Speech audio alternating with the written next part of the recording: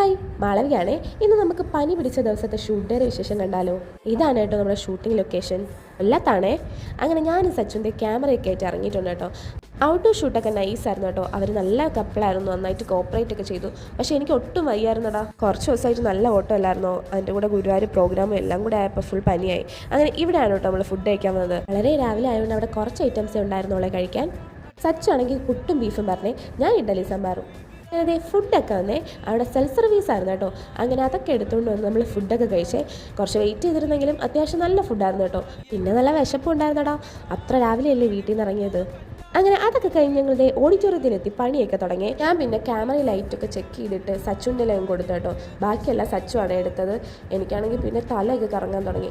അങ്ങനെ റെസ്റ്റൊക്കെ എടുത്ത് ചുമ്മാ ഇരുന്നപ്പോഴാണ് എൻ്റെ കഴിഞ്ഞ ദിവസത്തെ അൾട്ട കാലിൽ കണ്ടത്. അപ്പോഴേക്കും ചെറുതായിട്ട് ഡാൻസ് മിസ് ചെയ്ത് തുടങ്ങിയടാ. അങ്ങനെ സച്ചുദേ വർക്കൊക്കെ കഴിഞ്ഞിട്ട് എൻ്റെ അടുത്ത് വന്നിരിക്കുകയാണേ. അവർ ഫുഡ് കഴിക്കാൻ പോയി. ഞങ്ങൾ താമസിച്ചല്ലേ കഴിച്ചത്.